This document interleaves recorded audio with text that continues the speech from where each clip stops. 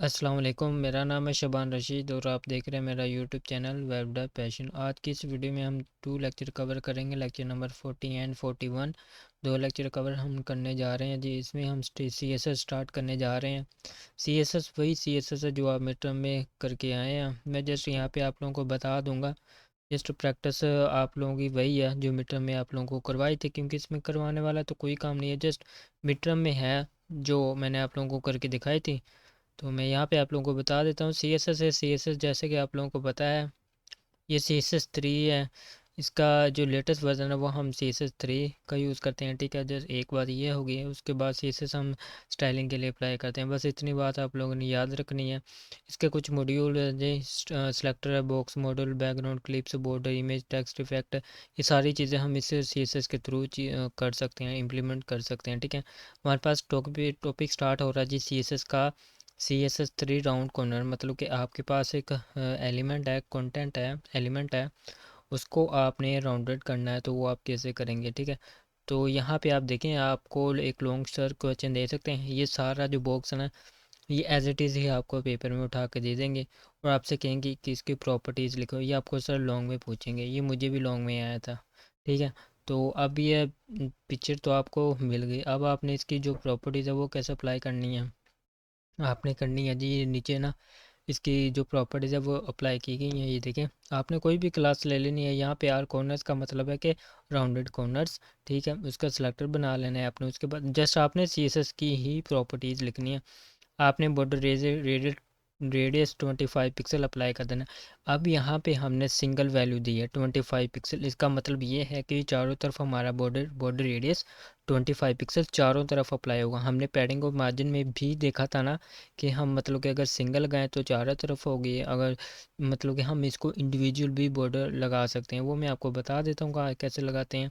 उसके बाद background colour आपने प्रॉपर्टी दे के ब्राउन लगा देना है। Padding 20 pixel. उसके बाद विड्थ और हाइट 200 पिक्सल और height 150 pixel. By the way ना, जो आप कंटेंट लगाए ना, अगर आपने किसी चीज़ को फुल सर्कल ही करना है, मतलब कि ये आपके पास है ना, कोई आपके पास एलिमेंट है, वो आपके पास स्केयर फॉर्म में है, आपने उसको फुल आपने सर्कल टाइप करना है, तो आप उसके लिए विड्थ और हाइट आप उसकी इक्वल रखेंगे।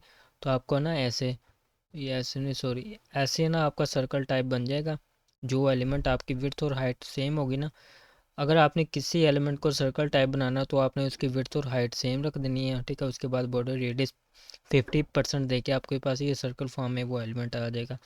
यहाँ पे उन्होंने विड्थ 200 पिक्सल दी है और हाइट 150 पिक्सल दी है। अब यहाँ पे चूँकि बॉर्डर रेडियस हमने 25 पिक्सल दी है, इसलिए यहाँ पे ज़्यादा वाज़ेह नहीं हो रहा। तो जस्ट आप लोगों ने ये सारी प्रॉपर्टीज़ पेपर्स में लिखनी है, आपको 5 फुल मार्क्स मिल जाएंगे।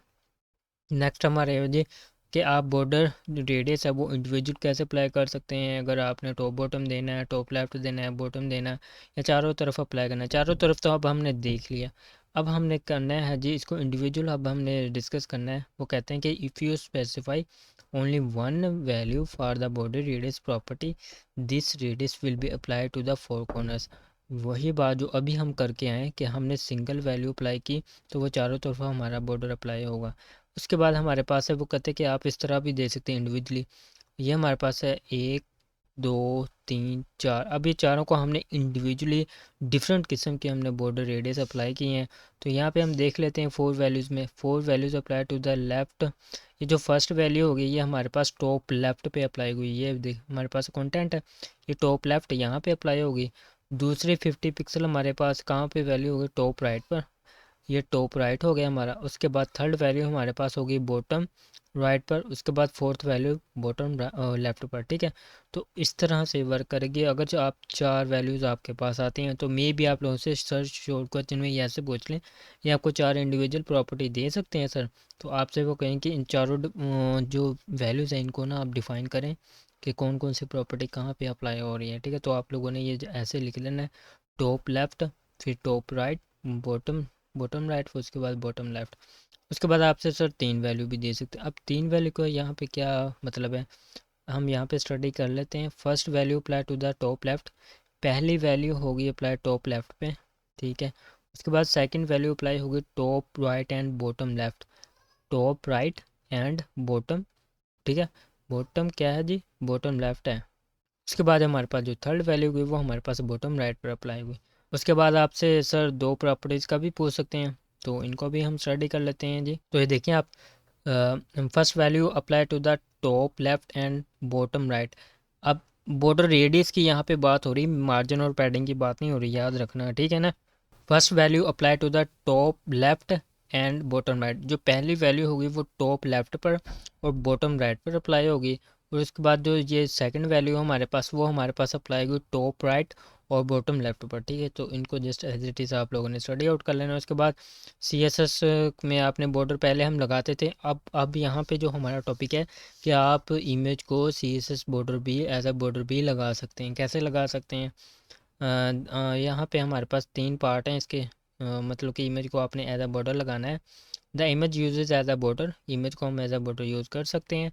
Where to slice the image, आप इमेज को कहाँ पे लगा सकते हैं। Define whether the middle section should be repeated और स्ट्रेच, मतलब कि आपके पास जो जो बॉर्डर है उसका जो सेक्शन एरिया है ना, कंटेंट एरिया, आप उसको रिपीटेड भी लगा सकते हो और स्ट्रेच भी लगा सकते हैं इमेज को एज अ बॉर्डर। कैसे लगा सकते हैं, यहाँ पे आप हम देख सकते हैं, एग्जांपल है ये आपके सामने है।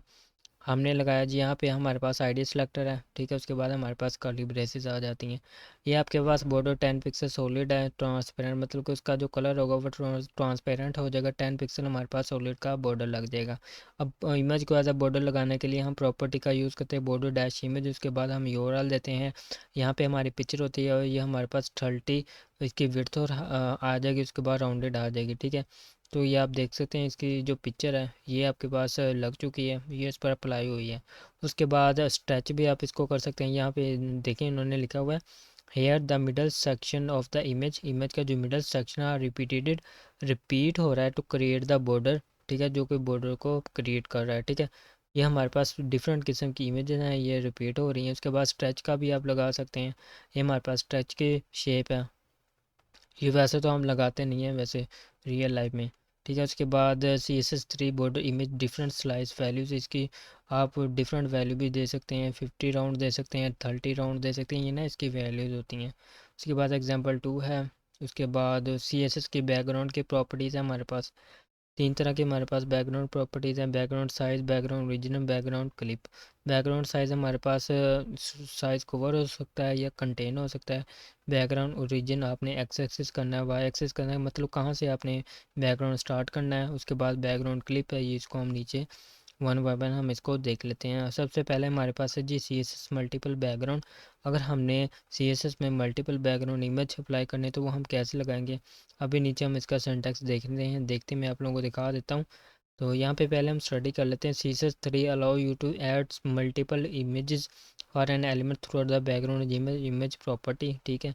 हम मल्टीपल इमेज लगा सकते हैं CSS की मदद से। The different background image are separated by comma, हमने जो मल्टीपल इमेज लगाएंगे उसको हम एक इमेज लगाएंगे, उसके बाद हम कोमा ऐड कर देंगे, दूसरी इमेज लगाएंगे उसके बाद हम कोमा ऐड कर देंगे। And create and the images are stacked on the top of each, और उनका जो टॉप होगा फिर बॉटम फिर उसके नीचे नीचे वन बाय वन आते जाएंगे। Where the first image is the closest to the viewer, सब जो पहले इमेज होगी वो व्यूअर्स के सबसे क्लोज होगी, ठीक है। बैकग्राउंड साइज़ है जी, background size allow you to specify the size of background images. Background size हमारे पास है जी कंटेन है और एक कूवर है। अब ये जो कंटेन है ये हम देख लेते हैं क्या काम करता है। The contain keyword scale the background image to be a large possible both width and height must fit inside the content area, मतलब कि हमारे पास जो कंटेंट एरिया होता है ना उसकी विड्थ और हाइट के अंदर ये एडजस्ट हो जाता है, उसके अंदर हो जाता है अगर हम बैकग्राउंड साइज कंटेन लगाएंगे, ठीक है। तो अगर आपने बैकग्राउंड साइज कवर लगा दिया, ठीक है, बैकग्राउंड साइज कवर क्या काम करता है, cover scale the background image so that the content area is completely cover, इसमें जो हमारे पास कंटेंट एरिया होता है वो हमारे पास कम्प्लीटली कवर हो जाता है, ठीक है। उसके बाद हमारे पास define size of multiple background image, ये आपके पास सर लॉन्ग क्वेश्चन में भी पूछे हैं आपसे, आप लोगों ने ये CSS की प्रॉपर्टीज़, मतलब आपने मल्टीपल इमेजेस कैसे लगानी है CSS के अंदर। आपने यहाँ पे कोई भी आईडी या कोई भी सिलेक्टर ले लेना है, यहाँ पे आईडी सिलेक्टर लगाया हुआ है। उसके बाद आपके पास कर्ली ब्रेसेस आ जाती हैं। मल्टीपल बैकग्राउंड इमेज के लिए आपने बैकग्राउंड कॉलम लिखना है। उसके बाद आपके पास URL, यहाँ पे आपके पास इमेज 1 आ जाएगी। ये आपके पास पोजीशन है जी लेफ़्ट टॉप, ठीक है। उसके बाद ये रिपीट है, नो रिपीट। उसके बाद इमेज 2 है, उसके बाद पोजीशन, ये हमारे पास राइट बॉटम है। उसके बाद रिपीट नो रिपीट है।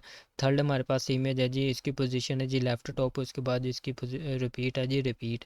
उसके बाद यहाँ पे ये जो लिखा हुआ है ना बैकग्राउंड साइज़ 50 पिक्सल, ये हमारे पास इमेज 1 पर अप्लाई होगा, इसकी विड्थ। उसके बाद ये भी हमारे पास विड्थ है, ये इमेज 2 पर अप्लाई होगी। उसके बाद हमारे पास डिफ़ॉल्ट, ये हमारे पास इमेज है जो थर्ड इमेज है उस पर अप्लाई होगी, ठीक है। ये डिफ़ॉल्ट साइज़ इसको एडजस्ट करेगा। उसके बाद फुल बैकग्राउंड इमेज आपने लगानी है, फुल साइज़ बैकग्राउंड इमेज। तो उसका ये सिंटैक्स है, आप लोग देख सकते हैं। बैकग्राउंड यूआरएल इमेज, आपने एक इमेज लगा ली। उसके बाद आपने repeat no repeat background position centre fix कर दिया। उसके बाद बैकग्राउंड साइज़ आप लोगों ने कवर कर देनी है। ये हमारे पास रिस्पॉन्सिव जो इमेज है उसके लिए हम यूज़ करते हैं। उसके बाद CSS बैकग्राउंड ओरिजिन प्रॉपर्टीज़ हैं। इसकी कुछ प्रॉपर्टीज़ है, border dash box, padding dash box, content dash box. अब इन तीनों को ना जस्ट एज इट इज़ ही आप लोगों ने रीड आउट करना है, ये जस्ट MCQs के लिए इंपॉर्टेंट है। क्लिप प्रॉपर्टी है, क्लिप प्रॉपर्टी क्या काम करती है ये मैं आप लोगों को बता देता हूँ। तो क्लिप प्रॉपर्टी हमें स्पेसिफाई करती है कि हम हमारे पास जो बैकग्राउंड है उसमें हम कितना एरिया हमने पेंटिंग करना है, मतलब कि कितना एरिया हमने फिलिंग करना है कलर्स के साथ। तो उसके लिए हम बैकग्राउंड क्लिप प्रॉपर्टी का यूज़ करते हैं। इनकी भी 3 जस्ट ये पॉइंट है, आप लोगों ने जस्ट MCQs के लिए प्रिपेयर कर लेने हैं। CSS3 के कलर है जी, बहुत ज़्यादा इंपॉर्टेंट टॉपिक है आप लोगों के लिए। ज़्यादातर आप लोगों को पेपर HTML CSS से ही आएगा, ठीक है ना। यहाँ पे कलर की बात हो रही है, कलर हमारे पास कितनी किस्म के होते हैं, हमारे पास 3 किस्म के कलर होते हैं जी, RGB, HSL और HSLA, ठीक है। तो उसके हमारे पास हेक्साडेसिमल में भी कलर होते हैं। टोटल 3 किस्म है इसकी, RGB, हेक्साडेसिमल, ठीक है, और HSL है। ये हम पीछे मिड टर्म में पढ़ चुके हैं। यहाँ पे उन्होंने बताया जी कि CSS3 ने और हमें कलर्स इंट्रोड्यूस करवाए हैं, RGB red green blue alpha, HSL colour, HSLA colour और ओपेसिटी। अब यहाँ पे इनको वन बाय वन देख लेते हैं। RGB stand for red green blue, और ये A है जो ये अल्फ़ा की प्रॉपर्टी को डिफ़ाइन करता है, ठीक है। यहाँ पे इन्होंने लिखा हुआ है, और इनकी जो प्रॉपर्टीज़ हैं 0.0 से लेकर 0.1 तक इसकी होती है, ठीक है। अगर आप 0.0 करेंगे तो फुली ट्रांसपेरेंट होगा, 0.1, ठीक है, 0.5 करेंगे तो उसका हाफ, उसका जो जो जो उसका बैकग्राउंड है वो उसका ट्रांसपेरेंट कर देगा। अब यहाँ पे HSL कलर है, HL stand for huge saturation lightness. इसकी जो हमारे पास वैल्यूज़ होती हैं 0 से लेकर 360 होती हैं, ठीक है। इसके बाद हमारे पास है जी saturation is a percentage is a full. अगर हम सेचुरेशन में कलर दें, अगर हम परसेंटेज लिखें 100%, तो उसका मतलब होगा ये हमारे पास फुल कलर है, ठीक है। अगर हम 0% लिखें तो उसका हमारे पास डार्क, और अगर हम 100% लिखें तो वाइट कलर होगा। HSLA hue saturation lightness and alpha. यहाँ पे भी ये देखें ह्यू सैचुरेशन लाइटनेस अल्फ़ा, ठीक है। इसकी भी वैल्यू हमारे पास होती है 0.0 से लेकर 1.0 तक। ओपेसिटी है, ओपेसिटी और अल्फ़ा हम तब यूज़ करते हैं अगर हमारे पास कोई डिव है ना, कोई हमारे पास एलिमेंट है, हमने उसका कलर भी ट्रांसपेरेंट करना है, मतलब उसका ना कलर फीका सा करना है, उसका बैकग्राउंड कलर भी और उसका टेक्स्ट भी, तो उसके लिए हम ओपेसिटी का यूज़ करते हैं। लेकिन अगर आपने अल्फ़ा का यूज़ करना है तो अल्फ़ा हम तब यूज़ करते हैं जब हमने बैकग्राउंड कलर को ट्रांसपेरेंट करना हो, बैकग्राउंड चीज़ को, और जो उसका फ्रंट वाला टेक्स्ट हो वो हमारे पास फीका ना पड़े, ठीक है। तो उसके लिए हम जो है वो अल्फ़ा का यूज़ करते हैं। तो यहाँ तक था हमारा लेक्चर नंबर 40 एंड 41। मैं उम्मीद करता हूँ कि आप लोगों को क्लियर हो गया होगा। तो चैनल को लाजमी सब्सक्राइब करें। मिलते हैं हम अपनी नेक्स्ट वीडियो में, तब तक के लिए अपना ख्याल रखें। अल्लाह हाफिज़।